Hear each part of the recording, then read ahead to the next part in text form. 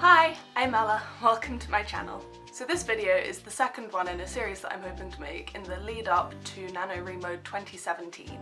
NaNoWriMo is National Novel Writing Month, which happens every year in November, where participants aim to write 50,000 words, roughly the length of a novel. I have always miserably failed at NaNoWriMo, so the point of this video series is to try and motivate myself and hopefully you guys to get prepared for next year's NaNoWriMo, and then hopefully together we can smash this out the park. Last month I talked about getting started with some useful tools and tips for writing and planning, as well as actually brainstorming and getting started on your novel. This week I'm going to be talking about expanding on those initial ideas we came up with last month. I'm going to put a link in the description for last month's video. It might be useful to watch because as I'm going through these steps I'm giving examples, and so that I'm not giving examples from my own novel, I've created a sort of shadow novel so that I can give examples without giving away my own plot in my own novel. So my shadow novel is looking to be a little bit of a steampunk twist on the classic Beauty and the Beast tale. So last month we came up with a whole bunch of brainstorming ideas, linked a few of them together and came up with a one-line plot summary. This month we're going to expand on all of these ideas and get a proper page-long summary of our novel set out. The way that we're going to do this is by asking questions. This is something that you do throughout the entire novel writing process. It helps you prevent plot holes and all those sorts of things. In this case, we're going to be using it just to create the bare bones of our plot. We're going to be thinking about things like characters, setting, plot. So one of the things you could be thinking about here is themes. Is there something in particular that you want to be discussing within your novel? Or is there something about one of your characters that lends itself to a theme really easily? Which leads us on to another big point, which is your characters. At this stage you don't really need to know every single character that you're going to have in your novel, but it's a good idea to start thinking about your main characters and what kind of people they're going to be. For me, I have my main character, who is a teenage scavenger. I'm also having the castle be its own character. As my main character is a scavenger, I'm going to have a character who is the person she sells scraps to in town. She probably has a best friend in town and maybe some family, but I'm not going to think in too much detail about that now. Then the castle may have another inhabitant, potentially someone who's been trapped there before, or even an owner. For now, that's about all I'm needing to think about. I just need to know roughly who my main set of characters are going to be and how they fit into the novel. We're going to go into much more depth about them and their personalities and everything else about them in later videos. Setting's another really important one. You need to think about what sort of place it is, what the people like, what does it look like? Is it fantasy or more realistic?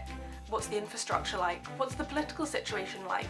You might not write about these things too much in the novel, but they'll probably filter in a little bit and just give your novel that extra bit more depth and realism. So for me, that's the town, the castle, and probably the place where my main character lives. So for my town, I drew quite a lot of inspiration from places like Oxford and Edinburgh, and obviously with a bit more of a steampunk twist on them, so that's going to be quite interesting for me to think out. Then for the castle, Beauty and the Beast is set in France, and I really like the French architecture of their castles, so I'm probably going to stick with that, but again a bit of steampunk twist on it. You're going to really want to think out what it's going to be like to be in these places, because at some point your characters are going to be, so the better you know them, the better you're going to be able to write them for your characters. You could think a little bit about what point of view and genre you want to be writing in, but at this stage you don't want to restrict yourself too much, so it's not an important decision to have made this early on. To develop your plot a bit further at this point, we're going to come up with 5 main points of your novel. The action or hook point that's going to draw your reader in right at the beginning of the novel, then the first plot point, the midpoint, the climax and the resolution. So for me, my hook will be something to do with the castle, and my first plot point will be a conflict between my main character and the person she sells scraps to. The midpoint will be her getting trapped in the castle. The climax will be a conflict between the town and the castle, and then my resolution will be the castle becoming more open, and your typical fairy tale happy ending that ties in with the typical Beauty and the Beast tale. So you're going to want to write a nice decent sized paragraph for each of these points, just so that you can go into a little bit of detail on them and have a good idea in your head of what's going to happen for each point. Once we have these main elements set out, we're going to start writing a main novel summary. This is going to be about a page long, And as you'll already have written the paragraph for each of your main plot points, this shouldn't be too much of a stretch. In this page summary though, try to think a bit more outside those main plot points, as you've already gone into those in a bit more detail. So try to think about all the other elements as well a bit more in this. Think a bit more about your characters in this as well, and maybe your characters' relationships with each other. And throughout this process, remember to always be researching, always be discussing it with other people, keep building that initial brainstorm, just always coming up with new ideas that you can slot in at any point. And it always helps to throw your ideas around with other people. In my last video I gave some examples of places that you could go to discuss those things, and also ideas for where to do research. So that's everything for this month. I hope you found it useful. If you did, make sure to subscribe to be kept updated when the next ones come out.